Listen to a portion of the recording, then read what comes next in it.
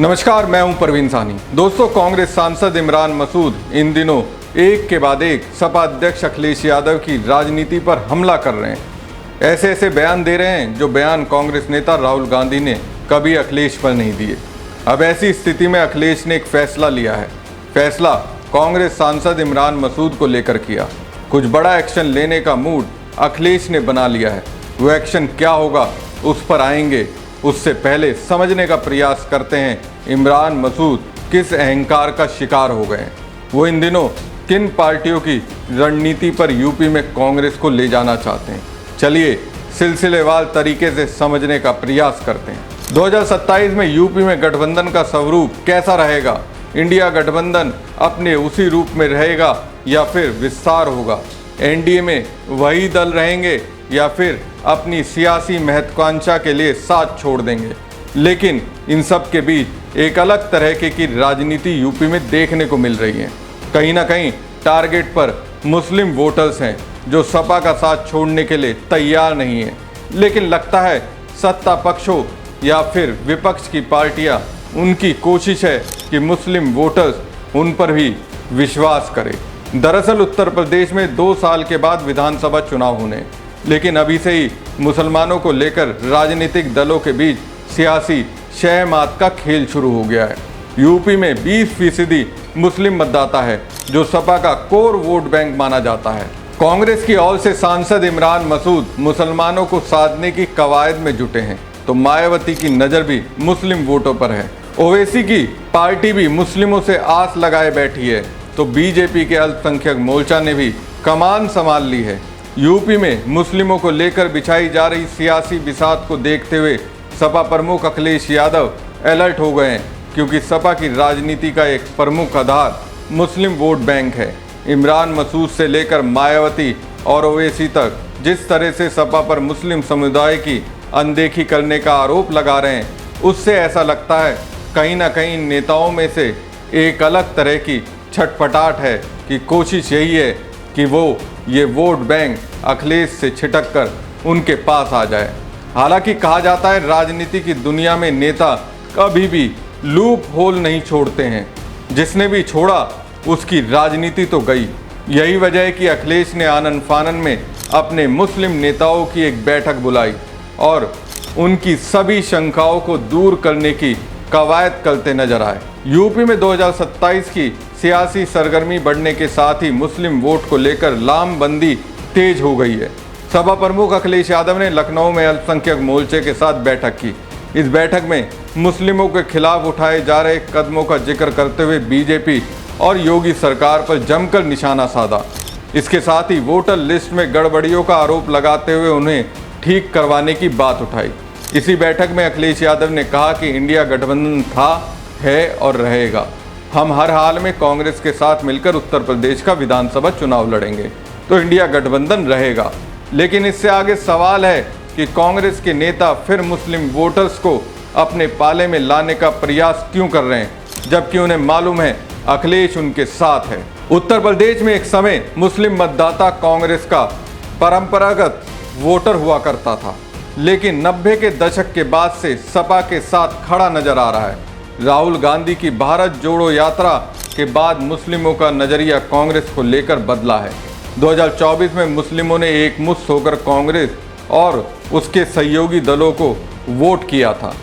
सहारनपुर से कांग्रेस के टिकट पर सांसद बने इमरान मसूद ने इन दिनों मुस्लिम वोटों को कांग्रेस के साथ जोड़ने का बीड़ा उठाया है, जिसके लिए सपा और अखिलेश यादव को लगातार टारगेट पर ले रहे हैं। इतना ही नहीं, सपा की मुस्लिम सियासत पर भी लगातार इमरान सवाल उठा रहे हैं।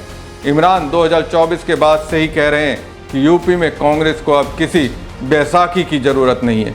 वो कहते हैं कि अखिलेश यादव मुस्लिम नेतृत्व को खत्म कर रहे हैं।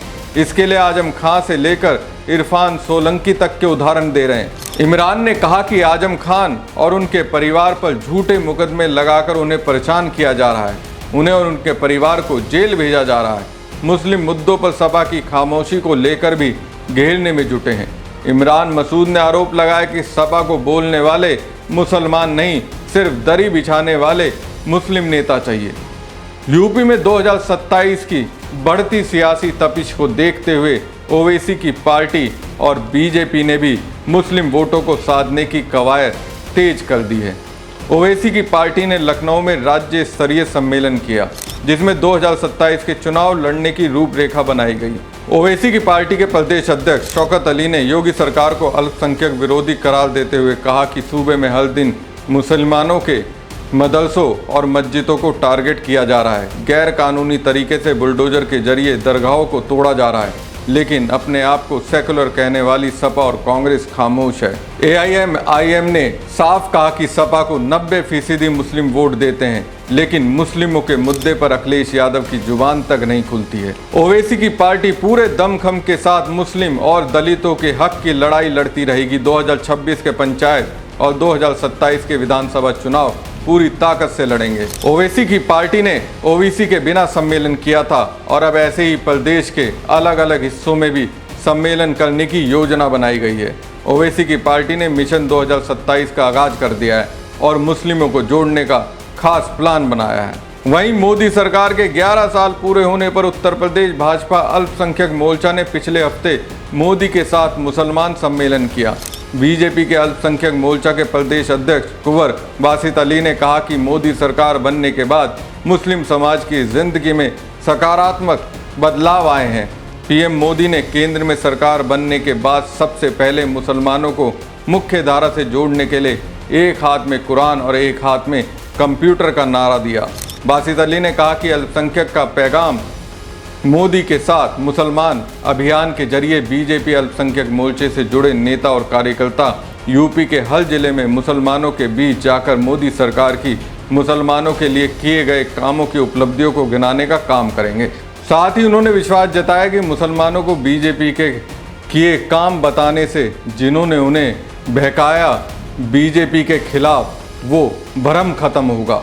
बासित ने कहा कि मदरसों, दरगाहों, मस्जिदों और मुसलमान बहुल इलाकों में जाकर चौपाल लगाकर मुस्लिमों को बीजेपी के साथ जोड़ने की कोशिश की जाएगी, लेकिन इस दौरान उन्होंने सीएम योगी का एक बार भी नाम नहीं लिया। तो क्या माना जाए, 2027 योगी के बदले बीजेपी किसी और नेता पर दांव खेलेगी? यूपी में मुस्लिम वोटों को लेकर बुने जा रहे सियासी ताने बाने को देखते हुए सपा प्रमुख अखिलेश यादव अलर्ट हो गए। इसी मद्देनजर उन्होंने सपा अल्पसंख्यक मोर्चे की बैठक की, जिसमें सांसद इमरान मसूद को लेकर अखिलेश से सवाल किया। इसे लेकर अखिलेश यादव उनकी शंका को दूर करने की कोशिश करते नजर आए।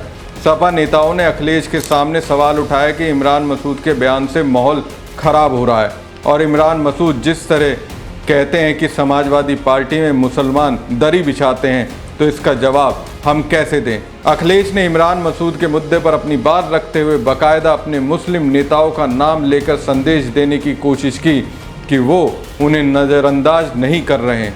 अखिलेश यादव ने अपनी पार्टी के मुस्लिम नेताओं से कहा कि आप लोग अपना काम करें, पार्टी को मजबूत करें। हमारा कांग्रेस से गठबंधन है, हमें मिलकर चुनाव लड़ना है। इमरान मसूद को लेकर हम कांग्रेस में बड़े नेताओं से बात कर लेंगे, ये कोई बड़ा मामला नहीं है। आप सब गठबंधन को जिताने में जुटिए। विधानसभा चुनाव में बीजेपी को सत्ता से हटाना है। उन्होंने कहा कि हमें फिलहाल वोटर लिस्ट पर ध्यान रखना चाहिए ताकि बीजेपी कोई गड़बड़ी ना कर सके। मुस्लिम मतदाताओं से कहा कि वह चुनाव से पहले अपने नाम वोटर लिस्ट में चेक कर लें और अगर ना हो तो उसे जुड़वाएं। तो साफ है, इमरान मसूद को लेकर राहुल गांधी से अखिलेश दो टूक बात करने वाले हैं। सपा प्रमुख अखिलेश यादव ने बहराइच और बाराबंकी में गाजी मियां के नाम पर लगने वाले मेले पर रोक लगाए जाने के लिए बीजेपी को निशाने पर लेने का काम किया। उन्होंने कहा कि बीजेपी समाज में नफरत बढ़ाने का काम कर रही है। जो हमारे भाईचारे का मेला होता था उसको भी बंद कर दिया।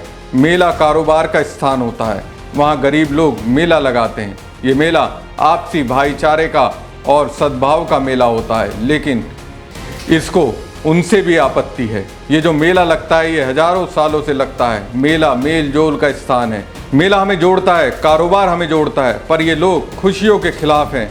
मेले से एकता का संदेश जाता है, लेकिन इन हर चीज से भाजपा खिलाफ है।